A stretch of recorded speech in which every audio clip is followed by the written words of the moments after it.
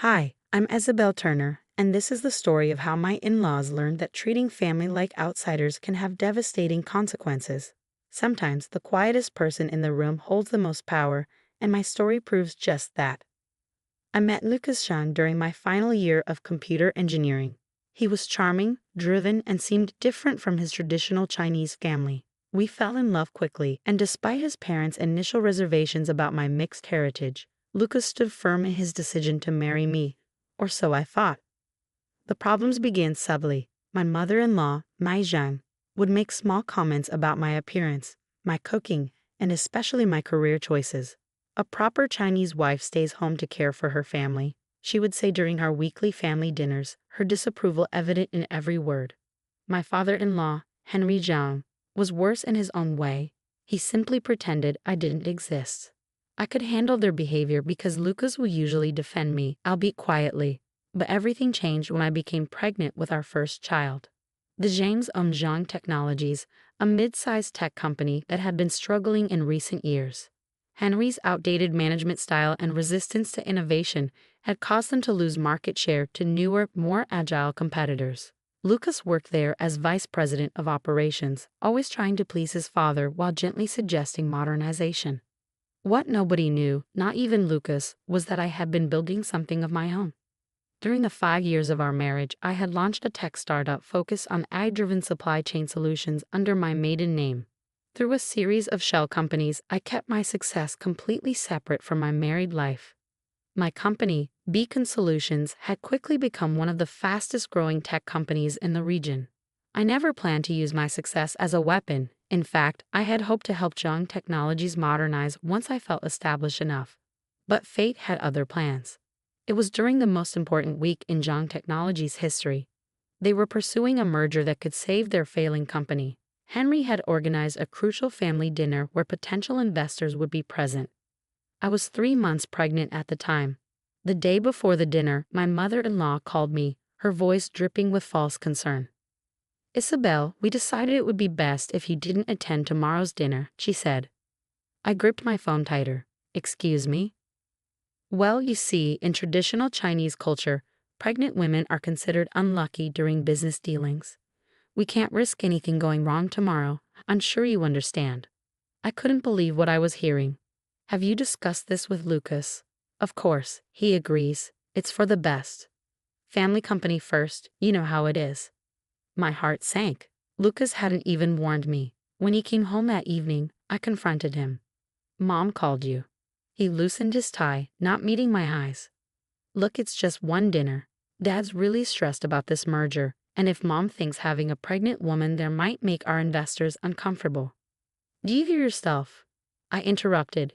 "You're letting them exclude your wife, the mother of your child, because of a superstition." Lucas ran his hands through his hair, frustration evident. "Please, Isabel, don't make this harder than it needs to be. It's just business." "Just business," I repeated slowly. "Fine, I'll stay home." Lucas seemed relieved, completely missing the steel in my voice. "Thanks for understanding, honey. I'll make it up to you." That night, as Lucas slept peacefully beside me, I made a few calls. As CEO of Beacon Solutions, I had connections he couldn't imagine. Within hours, I knew everything about Zhang Technologies' potential merger, including details that Henry probably wished I didn't know. The next morning, as Lucas left for work, I went to my home office and began setting things in motion. The investors Henry was courting had a reputation for being traditional and superstitious, but they were also known for being ruthlessly practical when it came to business. While they dined with the Zhangs, I arranged for Beacon Solutions to make a competing offer, one that was significantly better than anything Henry could provide. By the time Lucas returned home that evening, things had already started to change. "How was dinner?" I asked sweetly as Lucas loosened his tie. "Perfect," he beamed, completely oblivious. "The investors loved everything about us. Dad thinks we have the merger locked down by next week. Maybe then everyone can relax a little." I smiled, thinking about the email sitting in Henry's inbox, waiting to be opened the next morning. "That's wonderful, honey. I'm so glad everything worked out." As Lucas fell asleep, I stayed awake, watching the minutes tick by. In 6 hours, Henry would arrive at his office and discover that his miracle merger had fallen apart overnight. In 7 hours, he would learn that his biggest clients were jumping ship, and in 8 hours, he would find out exactly who owned the company that had orchestrated his downfall. Sometimes the biggest mistake you can make is underestimating the quiet ones. My in-laws were about to learn that lesson the hard way. But this was just the beginning. The real drama would unfold at tomorrow's emergency board meeting, where more than just business secrets would be exposed. The next morning, I dressed carefully in a tailored maternity suit, choosing a deep blue that projected both power and femininity. Lucas had already left for work, called in early by his father for what he assumed would be merger paperwork. He had no idea he was walking into a storm of my creation. I waited precisely 2 hours before heading to John Technologies headquarters. Long enough for Henry to discover everything, but not long enough for him to form a coherent response. Timing, after all, is everything in both business and revenge. My phone had been buzzing nonstop since dawn. First, it was Lucas. Dad's going crazy. Something's wrong with the merger. All our major clients are threatening to leave. Emergency board meeting in 2 hours. Don't worry about anything. Then my mother-in-law. This is all your fault. Somehow I know it. You've cursed our family with your presence. Lucas never had bad luck before you came along. I smiled at that last one. They had no idea what real bad luck looked like, not yet. The security guard at John Technologies recognized me as Lucas' wife and waved me through, despite the lack of an appointment. Another oversight in Henry's management, poor security protocols. I took the elevator to the top floor, where the board meeting was already in progress. I could hear the shouting before I reached the conference room. How could this happen overnight? Henry's voice boomed. Yesterday they were ready to sign. The beacon offer is just too good. I chose that moment to open the door. The scene inside was chaos. Henry stood at the head of the table, his face red with rage. Lucas sat beside him, tie loosened, looking shell-shocked.